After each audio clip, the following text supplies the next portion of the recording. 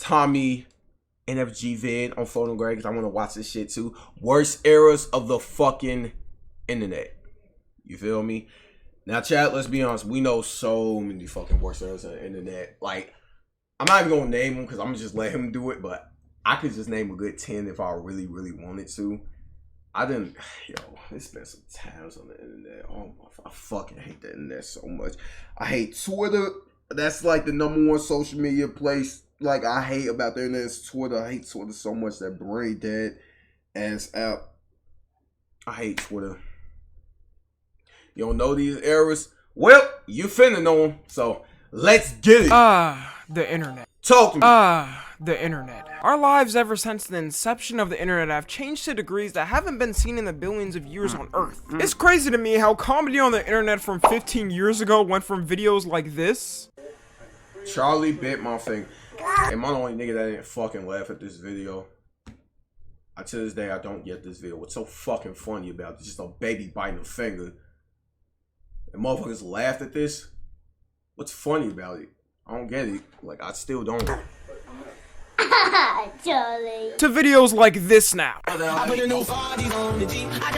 the f even happened between these years? Which is what gave me the idea to look back at these internet eras, because people don't realize how fast we move on in the internet. Let's first start off with one of the most universally hated eras on the internet. You honestly couldn't pay me any amount to go back and live in this time. I don't even think it would be worth it. And that is the Instagram clout era. Oh, fucking brother. Yo, chill. Let me let y'all niggas know something, okay? Y'all just had to fucking be there. I was there for this shit. 2017, 2018. Do y'all niggas know, like, these three niggas right here? Yo, it was so many motherfuckers that came out that Instagram clout era. Like, oh god, it was so fucking annoying because it was so many motherfuckers. Like, they were like, you'll be scrolling through your Instagram feed, right? Your ass just be scrolling woo woo, right? You'll be scrolling through your little, Instagram feed, your little explore page, whatever, and you'll just see one of these motherfuckers pop up. Like, this is why I hate World Star, because World Star used to give these motherfuckers so much time, attention, and just, oh god, I'm just so fucking happy that we out of that era. It was so fucking annoying. It was so annoying. I'm so glad. But I ain't gonna lie, some of them niggas was funny though. I ain't gonna say that lie. I don't know these people. That's good. Good job. You don't need to know these people. That's good. That's actually good. Don't even worry about it. Living in this era brought me closer to just... Oh, I swear. See, even Tommy, he knows it was so bad. I hated this era so fucking much. Oh my god.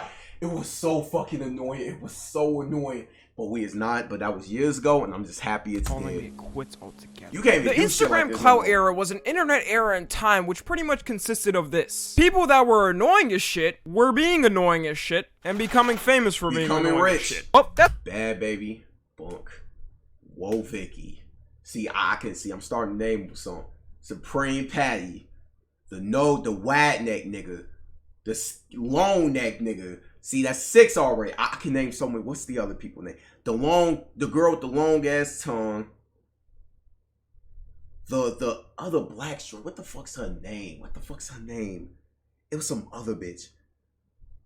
Latte.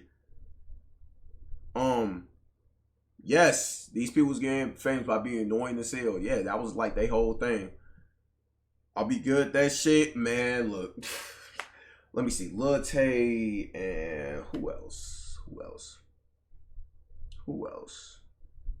Damn, I can't think of. I don't know. That sums it up. Come on, I want to hear the clapping entourage. We can pretty much just end this segment right here. On the real, the Instagram clout era was a time between 2016 and 2019 where a group of random individuals would captivate the people of the world by doing shocking things in front of a camera, then posting it on Instagram. This nigga, this big belly nigga, That's 10. This is the nigga I was thinking of. Him. Where people would watch and share with their friends laughing at how stupid it was. And did you hear how I said laughing at how stupid it was? People weren't laughing with them, they were laughing at them. Exactly. They kind of made themselves the punching bag of the internet. It was also kind of like Jackass, except way worse and not funny. Our main contenders in this category include people like Lil Tay, Bad Baby, Whoa Vicky, Boonk, Supreme Patty, Lil Pump, and others. And I like to say others because I don't even remember half the names of these motherfuckers. There was a bunch of these people that would use their odd looks as a gag, and that's all they offered. And they would always end up in each other's videos for some reason. It was like this giant circle of clout demons siphoning from each other. The most annoying I would say out of all these people has got to be Boonk, Whoa Vicky, and Lil Pump. Boonk quite literally got famous for going. Literally, that nigga Boonk got famous. He doing good now, shout out Boonk. But that nigga literally got famous literally for just robbing people.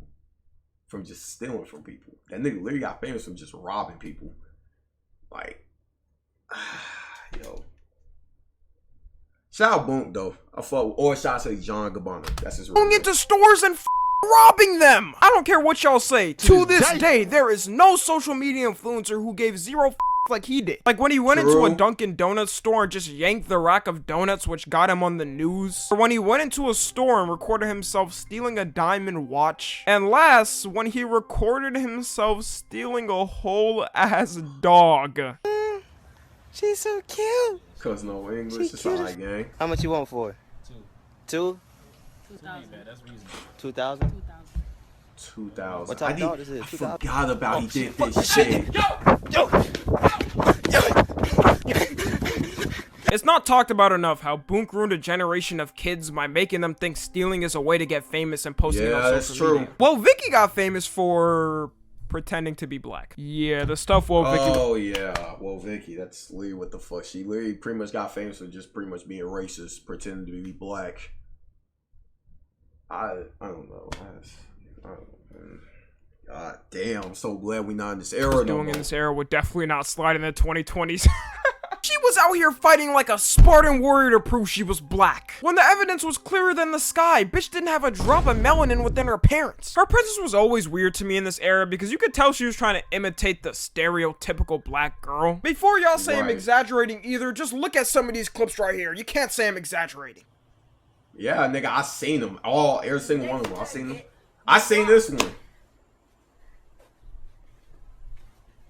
I'm telling all y'all white folks right now, y'all need to control y'all badass kids. Cause maybe Jitty can get away with cussing y'all niggas out. But I'm telling you, if Shanique would try that shit with me, I'm gonna beat that whole ass. I don't give a fuck if you is my blood. I hope I prove my point here. She also dropped this classic diss track on. Oh yeah, on Rice Gum is. I can't even say it because I might get banned, but I'm just gonna let him play. Rice Gum, which I won't be playing. Number one, because of copyright, obviously, and number two, because it's racist. Just watch it and you'll see why I can't play it on this video. And last is the king of this no brain cell era, Lil Pump. I think Lil Pump was a true pioneer in all of the dog shittery that happened at the time. He really had all the new rappers coming into the industry questioning if they had to get face tats and colored dreads to make it. And to his credit, it happened for a while. There's a group of discarded SoundCloud rappers out there with permanent face tats I know they regret now. Hope Lil Xan's doing good. His Instagram posts were also annoying. He's the one that inspired these kids to be obsessed with this nigga piss on money right here on the stairs. I remember this. With flexing. Thinking their worth is nothing without a Supreme t-shirt or a Gucci hoodie or diamond chains. He also had all the little kids saying Gucci gang for that year, which was beyond painful. I'm so glad we are done with that. I still can't believe the song has 1.1 billion views. Music must have been in a disparaging drought for something new. So overall, this is probably the one era in this list where I see no good came from it at all. There's so much more in these people, but this is about enough I can endure talking about it, and I highly recommend checking out Patrick CC's video that fully goes in depth on it. The last person I've ever seen survive this is Drewski, but even then, I don't know if that really counts. He kind of came into that era when— No, Drewski don't count. Drewski is actually a funny nigga. He's a comedian. He don't count. Shout out Drewski. It was ending, and he's just a naturally funny guy. I can't really say the rest for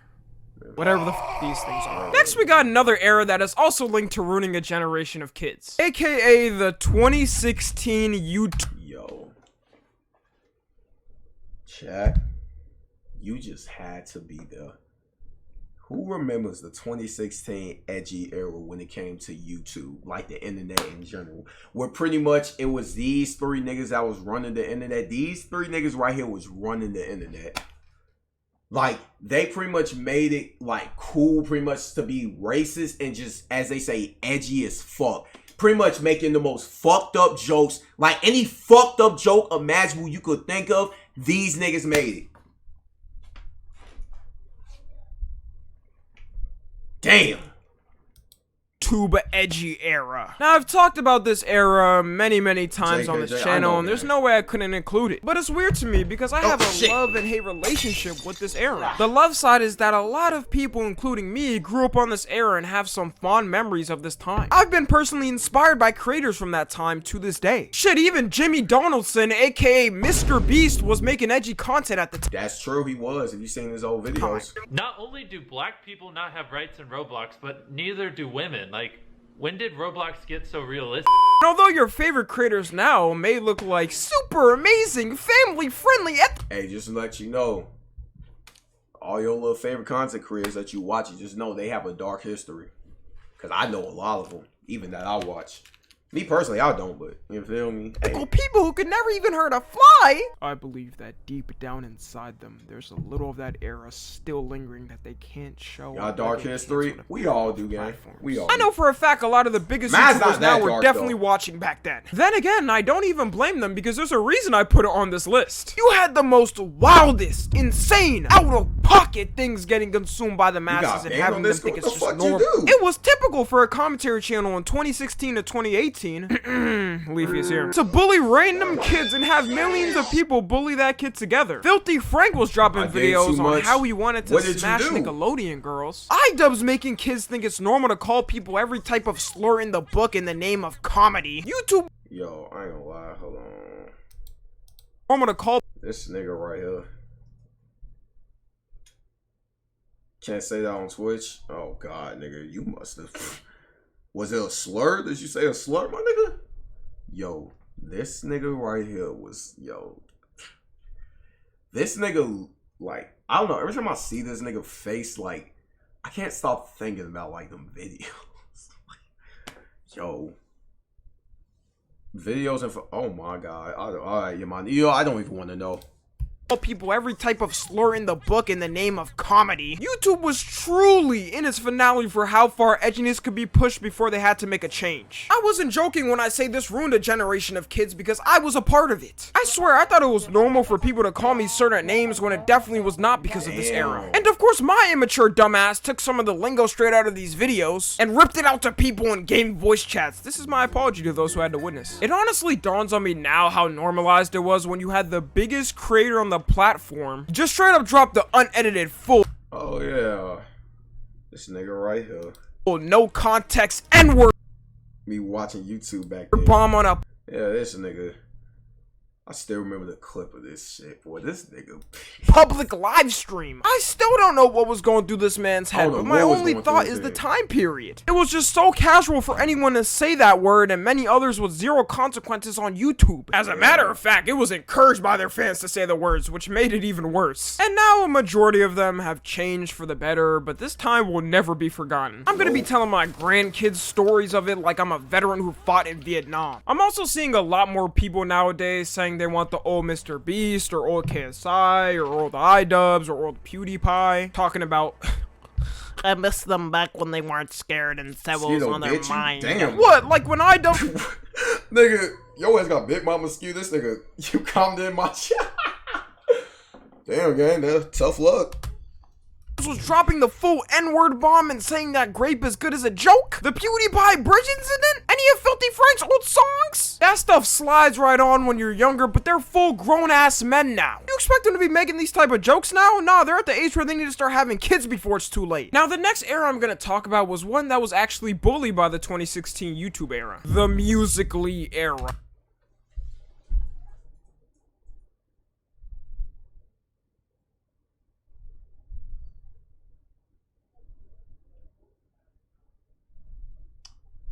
Chat, let me tell you something, okay? I'm about to let y'all know. I'm about to let y'all into listen, okay? Now, before TikTok, You feel me? There was this app right here. Musically. There was this app right here. Music was shit, gang. Let me tell you something. Do you know who these people are? These two right here? If you don't, that's good. That's good. Keep it like that.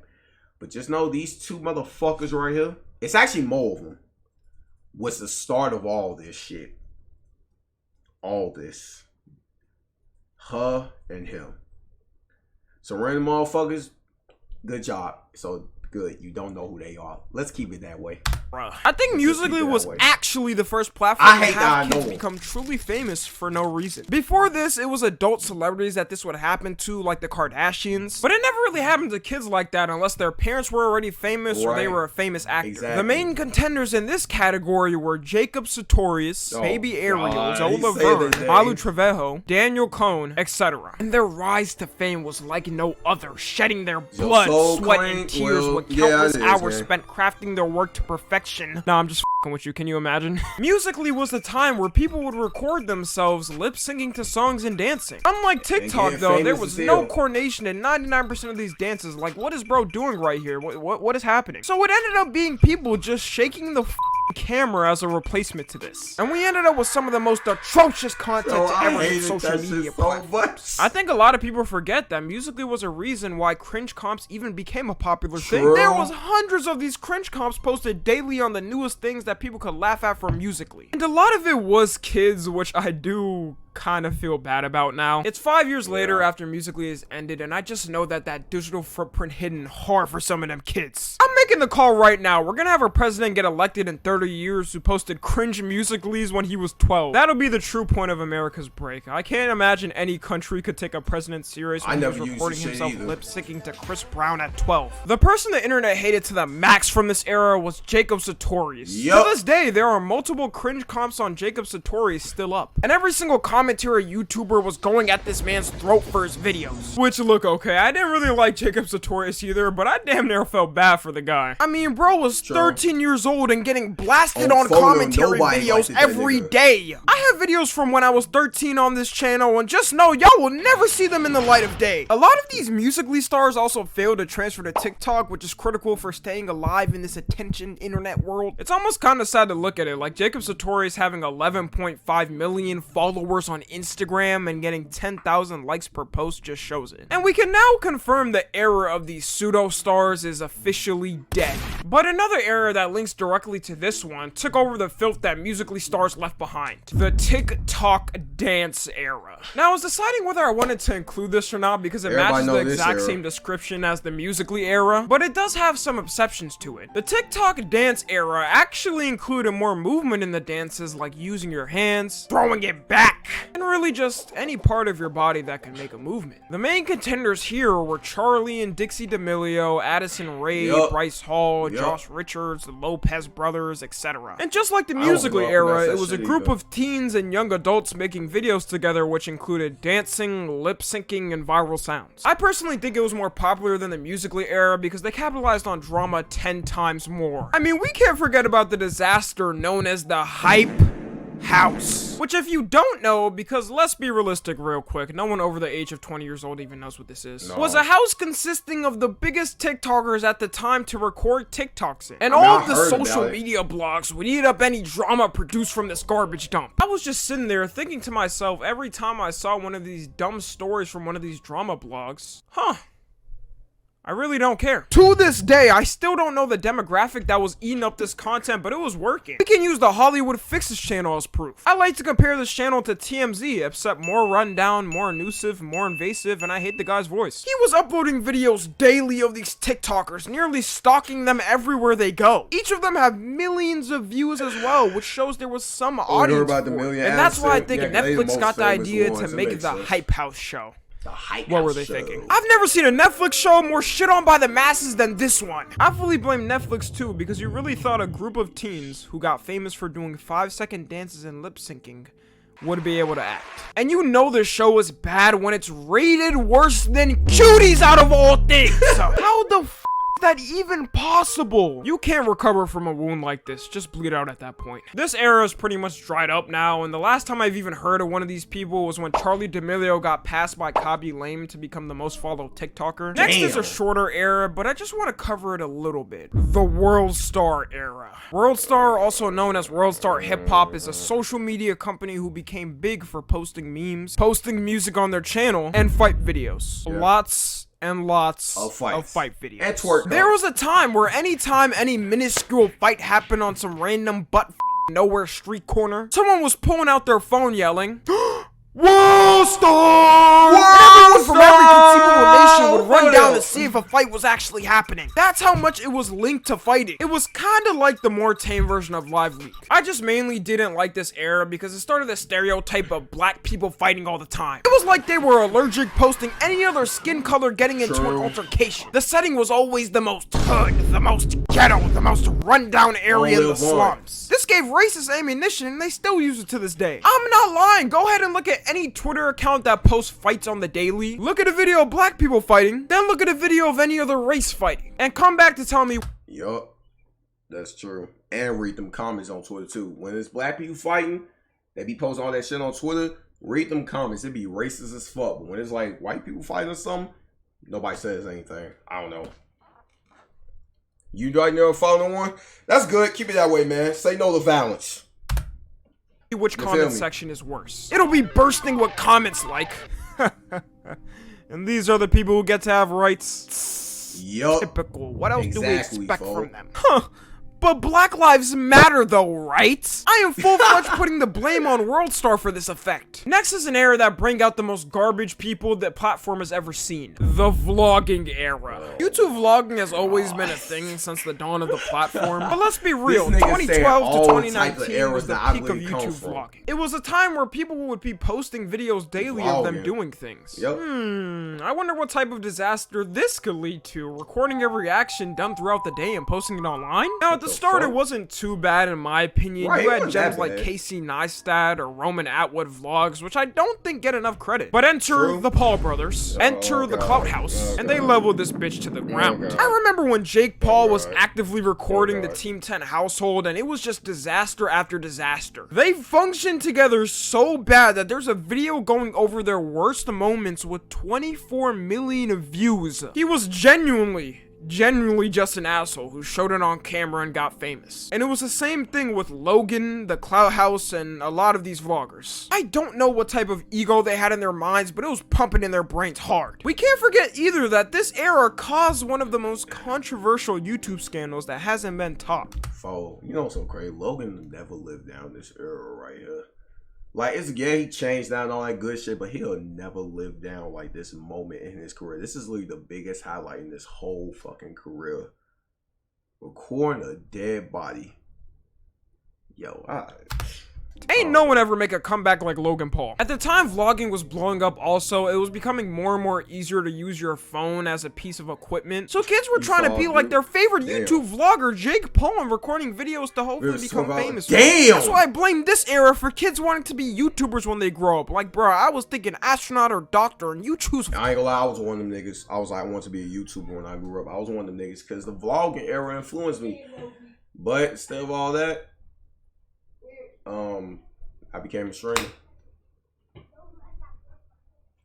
Turned out great. Vlogging? And I know that sounds hypocritical coming from me, but at least when I was younger, I wanted to be an astronaut and I failed, so f you. Next is an era that made many rich and a lot more poor. NFT/crypto era. There was a certain time not too long ago where crypto and NFTs were on the rise. First it was crypto, with every coin out of nowhere 10xing, giving the worst type of people out there money. Then it was NFTs that followed after, which gave another group of horrible people out there unlimited cash to spend. When this first started happening, everyone was kind of shocked. It was normal people becoming multi-millionaires overnight. So it made a huge demand for things.